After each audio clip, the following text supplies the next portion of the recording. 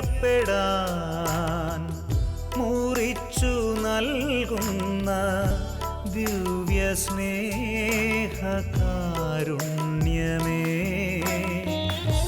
അൾത്താരയിൽ നിന്നും അകതാരിലേക്ക് ഒഴുകും സ്നേഹപ്രവാഹമേ, ഒഴുകും സ്നേഹപ്രവാഹമേ.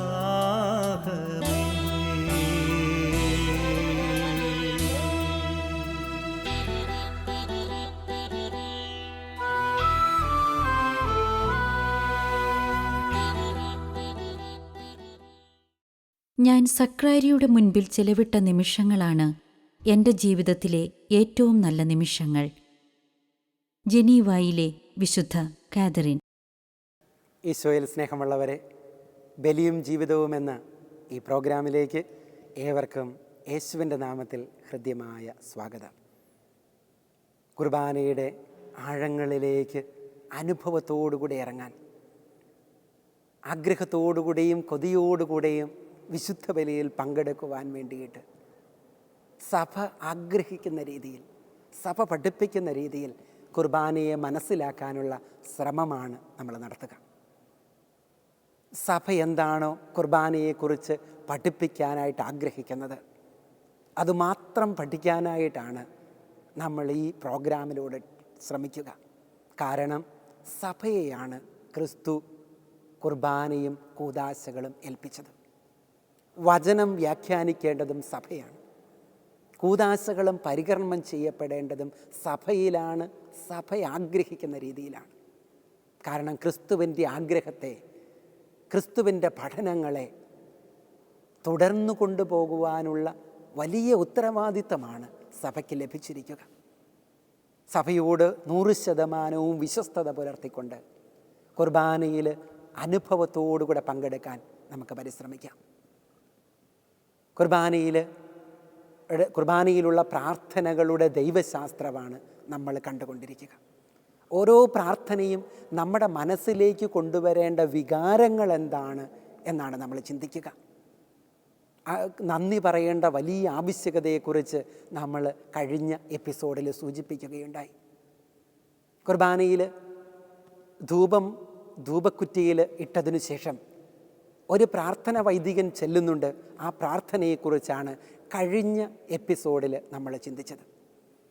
ഈ പ്രാർത്ഥന കഴിഞ്ഞിട്ടാണ് സകലത്തിൻ്റെയും നാഥ എന്നുള്ള പ്രാർത്ഥന ജനം ചെല്ലുന്നത്.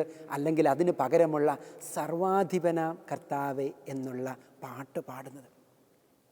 വളരെ ശ്രദ്ധയോടുകൂടെ ഹൃദയം മുഴുവൻ ദൈവസന്നിധിയിലേക്ക് ഉയർത്തേണ്ട ഒരു സുന്ദരമായ സ്വർഗീയ നിമിഷമാണ് ഈ സമയം. വിശുദ്ധ കുർബാനയെക്കുറിച്ച് സീറോ മലബാർ സഭയിൽ ചില കാര്യങ്ങളിലെങ്കിലും തർക്കങ്ങൾ നിലനിൽക്കുന്നുണ്ട് എന്നുള്ള വസ്തുത നമ്മുടെ മനസ്സിൽ നമ്മൾ സൂക്ഷിക്കേണ്ടതാണ്. തർക്കങ്ങളിലേക്കോ വാഗ്വാദങ്ങളിലേക്കോ പ്രവേശിക്കാനല്ല നമ്മൾ ശ്രമിക്കേണ്ടത്. മറിച്ച് കുർബാന സഭ ആഗ്രഹിക്കുന്ന രീതിയിൽ ആഘോഷിക്കുവാനായിട്ടാണ്. അതുകൊണ്ട് എൻ്റെ പള്ളിയിലുള്ള ഒരു കർമ്മത്തെ അതേത് രീതിയിലാണോ ഞാൻ മനസ്സിലാക്കേണ്ടത് അതുപോലെ മനസ്സിലാക്കുവാനുള്ള ശ്രമമാണ്. ഒരു വ്യത്യാസം ഇവിടെ കാണാനായിട്ട് സാധിക്കും. ചില പള്ളികളിലെങ്കിലും സർവാധിപനാം എന്നുള്ള പാട്ട് പാടുമ്പോൾ അൾത്താരയുടെ വിരി മാറുകയും ധൂപിക്കുകയും ചെയ്യും. അപ്പോൾ ജനവും അച്ഛനുമെല്ലാം അൾത്താരയെ മദ്ബഹായിലേക്ക്, സക്രാരിയുടെ അവിടേക്ക് തിരിഞ്ഞ് ആചാരം ചെയ്ത് ഭക്തിയോടുകൂടെ പാട്ടുപാടും. വിരിയില്ലാത്ത പള്ളികളിലും ഇതേ മനോഭാവമാണ് ദൈവജനത്തിൻ്റെ മനസ്സിലുണ്ടാകേണ്ടത്. വിരി വേണോ വേണ്ടിയോ എന്നുള്ള തർക്കത്തിലേക്കല്ല എൻ്റെ ചിന്തയെയും എൻ്റെ മനസ്സിനെയും ഞാൻ കൊണ്ടുപോവുക. അങ്ങനെ ആയിരിക്കരുത്. വേദനയോടുകൂടെ സഭയിൽ നിലനിൽക്കുന്ന തർക്കങ്ങളെ നോക്കിക്കാണുന്നവനാണ് ഞാൻ. ദൈവത്തിൻ്റെ ഈ വലിയ രഹസ്യത്തെ മനസ്സിലാക്കാനുള്ള കൃപ തരണമേ എന്നുള്ള പ്രാർത്ഥന മാത്രമേ മനസ്സിൽ നമ്മൾ സൂക്ഷിക്കാവുള്ളൂ. കുർബാന തർക്കിക്കേണ്ട വിഷയമല്ല, അനുഭവിക്കേണ്ട യാഥാർത്ഥ്യമാണ്, അനുഭവിക്കേണ്ട രഹസ്യമാണത്. അത് സഭ നമുക്ക് നമ്മുടെ ഇടവക പള്ളിയിൽ ഏതു തരത്തിലാണോ അനുഭവിക്കാൻ തന്നിരിക്കുന്നത് അതിനെ പൂർണ്ണ മനസ്സോടും ഹൃദയത്തോടും കൂടെ സ്വീകരിക്കാനാണ് പ്രിയമുള്ളവരെ ശ്രമിക്കേണ്ടത്. തർക്കങ്ങളിലേക്ക് കുർബാനയെ വലിച്ചിഴക്കരുത്. വലിച്ചിഴക്കപ്പെടേണ്ടതല്ല. അത് പരിഹരിക്കേണ്ടവർ പരിഹരിക്കട്ടെ. അതുകൊണ്ട് എൻ്റെ കുർബാനയുടെ വിചിന്തനങ്ങളിൽ ഒരിക്കൽ പോലും തർക്ക വിഷയങ്ങളിലേക്ക് ഞാൻ പ്രവേശിക്കുകയില്ല. കാരണം തർക്കിക്കേണ്ട വിഷയമല്ല കുർബാന എന്ന് എനിക്ക് ഉത്തമ ബോധ്യമുള്ളത് കൊണ്ട് തന്നെ അനുഭവിക്കേണ്ട രഹസ്യമാണിത്. ഈ വലിയ രഹസ്യത്തിൽ, ഈ പ്രാർത്ഥനയുടെ അവസരത്തിൽ, ഈ പാട്ടിൻ്റെ അവസരത്തിൽ എൻ്റെ മനസ്സിലൂടെ കടന്നു പോകേണ്ട വികാരം എന്താ? ദൈവത്തിൻ്റെ വലിയ സിംഹാസനത്തിൻ്റെ മുമ്പിൽ മാലാഖമാർ പരിശുദ്ധൻ പരിശുദ്ധൻ എന്ന് പാടുന്ന ആ സ്വർഗീയ ഗണങ്ങളുടെ മുമ്പിൽ നിൽക്കാൻ എനിക്ക് യോഗ്യത ലഭിച്ചല്ലോ എന്നോർത്തുള്ള സന്തോഷം. ആ പ്രാർത്ഥനയൊന്ന് ശ്രദ്ധിച്ചു നോക്കിയേ. സകലത്തിൻ്റെയും നാഥ, നിന്നെ ഞങ്ങൾ സ്തുതിക്കുന്നു. ഈശോ മിശിഹായെ, നിന്നെ ഞങ്ങൾ പുകഴ്ത്തുന്നു. എന്തുകൊണ്ടെന്നാൽ നീ ഞങ്ങളുടെ ശരീരങ്ങളെ ഉയർപ്പിക്കുന്നവനും ആത്മാക്കളെ രക്ഷിക്കുന്നവനുമാകുന്നു. 2 ഭാഗങ്ങളായി പ്രാർത്ഥനയ്ക്കുള്ളത്. ഒന്നാമത്തെ ഭാഗം, സകലത്തിൻ്റെയും നാഥ, നിന്നെ ഞങ്ങൾ സ്തുതിക്കുന്നു. ഈശോ മിശിഹായെ, നിന്നെ ഞങ്ങൾ വാഴ്ത്തുന്നു. ഈശോയെ, ദൈവത്തെ പുകഴ്ത്തുകയും ആരാധിക്കുകയും വാഴ്ത്തുകയും ചെയ്യുന്നു. രണ്ടാമത്തെ ഭാഗമോ, ഈ ആരാധിക്കാനും സ്തുതിക്കാനും മഹത്വപ്പെടുത്താനുമുള്ള കാരണങ്ങൾ പറയുന്നു. എന്താണ് കാരണം? അങ്ങ് ഞങ്ങളുടെ ശരീരങ്ങളെ ഉയർപ്പിക്കുന്നവനും ആത്മാക്കളെ രക്ഷിക്കുന്നവനുമാകുന്നു.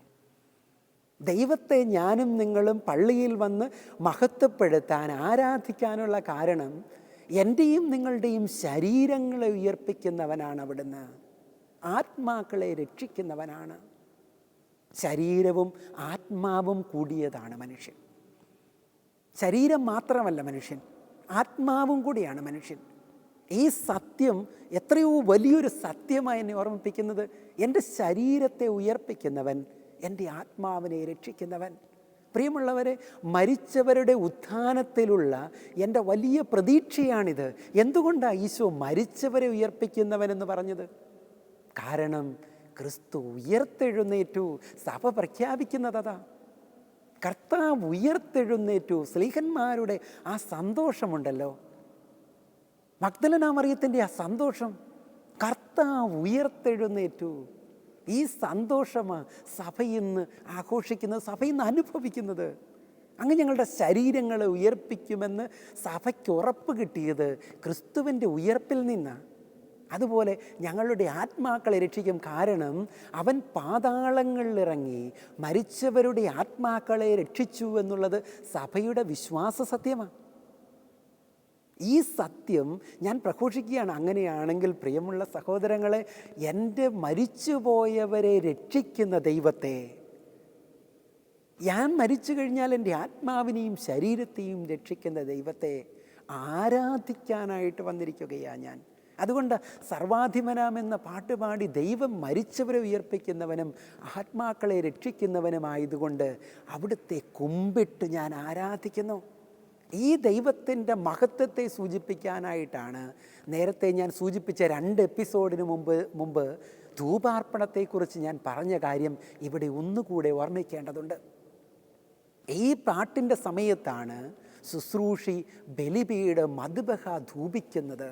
നേരത്തെ പ്രാർത്ഥന ചൊല്ലി ധൂപം ആശീർവദിച്ചു കൊടുത്ത പുരോഹിതൻ അതിനുശേഷം ഒരു പ്രാർത്ഥന ചെല്ലുന്നത് വരെ ശുശ്രൂഷി അവിടെയുണ്ട്. ഈ പാട്ടിൻ്റെ സമയത്ത് മദ്ബഹായുടെ വിരിയുള്ള സ്ഥലങ്ങളിൽ അത് തുറക്കുകയും ശുശ്രൂഷി ഈ മദ്ബഹ ധൂപിക്കുകയും ചെയ്യുന്നു. കാരണമെന്ന് ദൈവം വലിയവനാ. മദ്ബഹ വിരി ഇല്ലെങ്കിൽ പോലും പ്രിയമുള്ള സഹോദരങ്ങളെ, അതിലേക്കുള്ള വഴക്കിലേക്കല്ല പോകേണ്ടത്. മറിച്ച് അവിടെ സഭ ആഗ്രഹിക്കുന്ന ഒരു കാര്യമുണ്ട്. നിൻ്റെ മനസ്സും ചിന്തയും ഈ ദൈവത്തെങ്കിലേക്കൊന്ന് ഉയർത്തണം. അതിന് വിരി സഹായകമാണോ ഇല്ലയോ എന്നുള്ളത് വേറൊരു വിചിന്തന വിഷയമാണ്. അത് ചിന്തിക്കേണ്ടവർക്ക് നമുക്ക് വിട്ടുകൊടുക്കാം. എൻ്റെ ഇടവക ദേവാലയത്തിൽ അർപ്പിക്കുന്ന കുർബാനയിൽ ഈ പ്രാർത്ഥന ചെല്ലുമ്പോൾ, ഈ പാട്ട് പാടുമ്പോൾ ഞാൻ എൻ്റെ മനസ്സിനെ ഈ തരത്തിൽ ഉയർത്തിക്കൊണ്ട് വരണം. ദൈവത്തിൻ്റെ മഹത്വത്തെക്കുറിച്ച് ചിന്തിക്കാൻ. അവൻ എൻ്റെ ശരീരങ്ങളെ ഉയർപ്പിക്കുന്നവനും ആത്മാക്കളെ രക്ഷിക്കുന്നവനുമാണെന്നുള്ള ചിന്ത അവൻ്റെ മുമ്പിൽ തലകുനിക്കാൻ എന്നെ പ്രേരിപ്പിക്കും. അതുകൊണ്ട് സർവാധിപനാം കർത്താവെ നിന്നെ വണങ്ങി നമിക്കുന്നു എന്ന് പറയുന്നത്. എന്നെ രക്ഷിക്കാൻ കഴിവുള്ളവൻ്റെ മുമ്പിൽ ഞാൻ തലകുനിക്കാൻ എന്തിനാ മടിക്കുന്നത്? വേറെ ആരുടെയും മുമ്പിൽ എനിക്ക് തലകുനിക്കേണ്ട കാര്യമില്ല. പക്ഷേ എന്നെ രക്ഷിക്കുന്നവൻ്റെ മുമ്പിൽ അവൻ്റെ മഹത്വം അറിയുമ്പോൾ ബഹുമാനത്തോടുകൂടെ, ആദരവോടുകൂടെ, ഭക്തിയോടുകൂടെ ഞാൻ തല കുമ്പിട്ട് പോകും. ഞാൻ തലകുമ്പിട്ട് പോകും ഭക്തി പ്രകടിപ്പിക്കാൻ, എൻ്റെ ആദരവ് പ്രകടിപ്പിക്കാൻ, എൻ്റെ ബഹുമാനം പ്രകടിപ്പിക്കാൻ. അതുകൊണ്ട് പ്രിയമുള്ളവരെ, ഈ പ്രാർത്ഥനയും ഈ പാട്ടും എത്രയോ ഒരുക്കത്തോടു കൂടെ ചെയ്യേണ്ടതാണ്. അതുകൊണ്ട് കുർബാനയിലെ പ്രാർത്ഥനകൾ ചെല്ലുമ്പോൾ സാധാരണ വായിക്കുന്നത് പോലെ നമുക്ക് വായിക്കാനായിട്ട് പറ്റില്ല. ഈ വികാരങ്ങൾ മുഴുവൻ ഉള്ളിൽ കൊണ്ട് നടക്കുന്ന മനുഷ്യന് പേപ്പർ വായിക്കുന്നത് പോലെ കുർബാനയിലെ പ്രാർത്ഥന വായിക്കാൻ പറ്റില്ല. അതുകൊണ്ട് തന്നെയാണ് പൗരസ്ത്യ സഭകളിൽ എപ്പോഴും ഒരു പ്രത്യേക ഈണത്തിലാണ് പ്രാർത്ഥനകൾ ചെല്ലുക. പൗരസ്ത്യ സഭകളിൽ എപ്പോഴും ഒരു ഈണത്തിലാണ് പ്രാർത്ഥനകൾ ചെല്ലുന്നത്. ഈ വലിയ അനുഭവം കൊടുക്കാൻ വേണ്ടിയിട്ടാണ്, ഈ വലിയ ചിന്ത മനസ്സിലേക്ക് കൊണ്ടുവരാൻ വേണ്ടിയിട്ടാണ്. സാധാരണ ഒരറിവ് കിട്ടാനുള്ള വായന പോലെയല്ല, എന്തെങ്കിലും പറഞ്ഞു കേൾപ്പിക്കാനല്ല. ദൈവത്തിൻ്റെ മുമ്പിൽ മനുഷ്യനുയർത്തുന്ന യാചനയും പ്രാർത്ഥനയും ആരാധനയുമാണ്. ഈ പാട്ടിന് ശേഷം വരുന്ന പ്രാർത്ഥനയും ഇതേ ആശയം ഒന്നുകൂടെ നമ്മളെ ഓർമ്മിപ്പിക്കുന്നതാണ്. എന്താണത്? എൻ്റെ കർത്താവേ, നീ സത്യമായും ഞങ്ങളുടെ ശരീരങ്ങളെ ഉയർപ്പിക്കുന്നവനും ആത്മാക്കളെ രക്ഷിക്കുന്നവനും ജീവനെ നിത്യം പരിപാലിക്കുന്നവനുമാകുന്നു. ഞങ്ങളെപ്പോഴും നിനക്ക് സ്തുതിയും കൃതജ്ഞതയും ആരാധനയും സമർപ്പിക്കുവാൻ കടപ്പെട്ടവരാകുന്നു. സകലത്തിൻ്റെയും നാഥ എന്നേക്കും. പ്രാർത്ഥനയോടുകൂടെ മനസ്സോട് ചേർത്ത് വെച്ച് ഈ ഒന്നുകൂടെ ചിന്തിച്ച് എൻ്റെ കർത്താവേ എന്നാ വിളിക്കുക. കർത്താവിൻ്റെ തിരുവിലാവിൽ തൊട്ട തോമാസ് ലീഹായെ പോലെ ഈ സത്യം അറിഞ്ഞു കഴിയുമ്പോൾ ഞാൻ വിളിച്ചു പോകുന്ന വാക്കാണിത്: എൻ്റെ കർത്താവേ, എൻ്റെ ദൈവമേ. എൻ്റെ കർത്താവേ, എൻ്റെ ദൈവമേ. എൻ്റെ കർത്താവേ, അങ്ങ് സത്യമായും ഞങ്ങളുടെ ശരീരങ്ങളെ ഉയർപ്പിക്കുന്നവനും ആത്മാക്കളെ രക്ഷിക്കുന്നവനും ജീവനെ നിത്യം പരിപാലിക്കുന്നവനുമാകുന്നു. യേശുവിൻ്റെ 3 പ്രത്യേകതകളാണ് പറയുക: ശരീരങ്ങളെ ഉയർപ്പിക്കുന്നവൻ, ആത്മാക്കളെ രക്ഷിക്കുന്നവൻ, ജീവനെ സംരക്ഷിക്കുന്നവൻ. ഉയർപ്പിക്കുന്നവനും രക്ഷിക്കുന്നവനും സംരക്ഷിക്കുന്നവനും കർത്താവാണ്. ആ കർത്താവിൻ്റെ മുമ്പിൽ എൻ്റെ വിശ്വാസം തോമാസ് ലീഹായെ പോലെ ഞാൻ വീണ്ടും ഏറ്റുപറയും. അതായത് സർവാധിപനാം കർത്താവേ എന്ന പാട്ട് പാടുമ്പോൾ മധുബഹ മുഴുവൻ ധൂപം കൊണ്ട് നിറഞ്ഞ് ദൈവജനവും അച്ഛനും മുഴുവൻ തലകുമ്പിട്ട് ദൈവത്തെ ആരാധിക്കുന്ന നിമിഷത്തിൽ ഒരു വിശ്വാസിയുടെ മനസ്സിൽ നിന്ന് ഈ പ്രാർത്ഥനയിൽ അല്ലാതെ വേറൊന്നും വരാൻ പറ്റില്ല. എൻ്റെ കർത്താവേ, എൻ്റെ ദൈവമേ, നീ സത്യമായും ഞങ്ങളുടെ ശരീരങ്ങളെ ഉയർപ്പിക്കുന്നവനും ആത്മാക്കളെ രക്ഷിക്കുന്നവനും ജീവനെ നിത്യം പരിപാലിക്കുന്നവനുമാകുന്നു. അതുകൊണ്ട് എന്തു ചെയ്യണം? ഞങ്ങളെപ്പോഴും നിനക്ക് സ്തുതിയും കൃതജ്ഞതയും ആരാധനയും സമർപ്പിക്കാൻ കടപ്പെട്ടവരാകുന്നു. പ്രാർത്ഥന ഔദാര്യമല്ല, വിശ്വാസിയുടെ ഉത്തരവാദിത്വമാണ്. ദൈവത്തിന് നന്ദി പറയുക എന്നുള്ളത് എനിക്കിഷ്ടമുള്ളെങ്കിൽ കൊടുക്കാവുന്ന ഒന്നല്ല, ചെയ്യേണ്ട ഒന്നല്ല, എൻ്റെ കടമയായി മാറുന്നു. പ്രിയമുള്ളവരെ, ഈ ചിന്ത മനസ്സിലുള്ള ഒരു വ്യക്തിക്ക് എങ്ങനെയാണ് കുർബാന ഒഴിവാക്കാൻ പറ്റുക? ഞായറാഴ്ച കുർബാന ഒഴിവാക്കിയിട്ട് വേറെ ഏതെങ്കിലും ഒരു കർമ്മത്തിന് പോകാൻ, ഒരു ജോലിക്ക് പോകാൻ ഒരു വിശ്വാസിക്ക് സാധിക്കുമോ? ഇതെൻ്റെ കടമയാണെങ്കിൽ, എൻ്റെ ഉത്തരവാദിത്തമാണെങ്കിൽ, ഈ വലിയ സത്യത്തെയാണ് കുർബാന നമ്മളെ ഓർമ്മിപ്പിക്കുന്നത്. അതുകൊണ്ടാണ് സഭ പറയുന്നത് പ്രാർത്ഥനകളോട് ചേർത്ത് നമ്മുടെ മനസ്സിനെ കൊണ്ടുപോകണം. അപ്പോൾ ഓരോ കുർബാനയും ഏറ്റവും നല്ല വേദപാഠമായി മാറുകയാണ്, വേദോപദേശ ക്ലാസ്സായി മാറുകയാണ്. എങ്ങനെയാണ്? ഈ പ്രാർത്ഥനകൾ ഞാൻ ധ്യാനാത്മകമായിട്ട് ഒന്ന് ചിന്തിച്ച് പ്രാർത്ഥിക്കുമ്പോൾ തമ്പുരാൻ്റെ മുമ്പിൽ നഷ്ടപ്പെട്ടു പോയ അവസരങ്ങളെ ഓർത്ത് മാപ്പ് ചോദിക്കാം. ഈ അർത്ഥം മനസ്സിലാക്കാതെ എത്രയോ കുർബാനകളിൽ നമ്മൾ പങ്കെടുത്തു, എത്രയോ പല വിചാരത്തോടെ നമ്മൾ പങ്കെടുത്തു. കുർബാനയിൽ ഏതെങ്കിലും ഒരു സമയത്ത് കയറി വരുന്ന രീതിയിൽ എത്രയോ തവണ നമ്മൾ പെരുമാറി. ഈ വലിയ അനുഭവമല്ലേ അന്ന് ഞാനും നിങ്ങൾ നഷ്ടമാക്കി കളഞ്ഞത്? പ്രിയമുള്ളവരെ, ഇനിയെങ്കിലും കുർബാനയിൽ വരുമ്പോൾ ഈ കുർബാന പുസ്തകമെടുത്ത് ഈ പ്രാർത്ഥനകളുടെ അർത്ഥങ്ങൾ അറിയാൻ അവയെ ധ്യാനിച്ചുകൊണ്ട് നമുക്ക് പങ്കെടുക്കാം. ആ പ്രാർത്ഥനകളുടെ അർത്ഥങ്ങൾക്ക് ചേർന്ന വിധം കുർബാനയിൽ പള്ളിയിൽ നിൽക്കാനും അതനുസരിച്ച് കുമ്പിടാനും ആമേൻ പറയാനും ഹൃദയം ദൈവത്തിങ്കലേക്ക് ഉയർത്താനും കർത്താവ് നമ്മളെ അനുഗ്രഹിക്കട്ടെ. കുർബാനയെക്കുറിച്ച് പഠിക്കാൻ കിട്ടുന്ന എല്ലാ അവസരങ്ങളും ഉപയോഗിക്കാനും ഈ വലിയ ദാനം എത്രമാത്രം ആഘോഷിക്കാൻ അവസരം കിട്ടുമോ അപ്പോഴൊക്കെ പോയിട്ട് പള്ളിയിൽ കുർബാനയിൽ പങ്കെടുക്കാനും ദൈവം നമ്മളോട് ആവശ്യപ്പെടുകയാണ്. സഭയുടെ ആഗ്രഹത്തോട് ചേർന്ന് നിന്ന് പരിശുദ്ധമായ സഭയിൽ കുർബാന അർപ്പിക്കാൻ കിട്ടുന്ന ഓരോ നിമിഷവും അനുഗ്രഹത്തിൻ്റെ നിമിഷങ്ങളായി കണ്ടിട്ട് ആഗ്രഹത്തോടുകൂടെ ഭക്തിയോടുകൂടെ കുർബാനയിൽ ഇനിയുള്ള ദിവസങ്ങളിൽ പങ്കെടുക്കാൻ നമുക്ക് പരിശ്രമിക്കാം. ദൈവം നമ്മെ അനുഗ്രഹിക്കട്ടെ. എനിക്കു നൽകപ്പെട്ട വരദാനങ്ങളിൽ ഏറ്റവും ശ്രേഷ്ഠം ദിവ്യബലി അർപ്പണമാണ്. ദൈവം തൻ്റെ സ്നേഹാതിരേകത്താലാണ് ഈ രഹസ്യം സ്ഥാപിച്ചത്. അതുകൂടാതെ ഈ ലോകത്തിൽ രക്ഷയുണ്ടാകുമായിരുന്നില്ല. വിശുദ്ധ ഉഡോൺ. പരിശുദ്ധ പരമദിവ്യ കാരുണ്യത്തിന് എന്നേരവും ആരാധനയും സ്തുതിയും പുകഴ്ചയും ഉണ്ടായിരിക്കട്ടെ.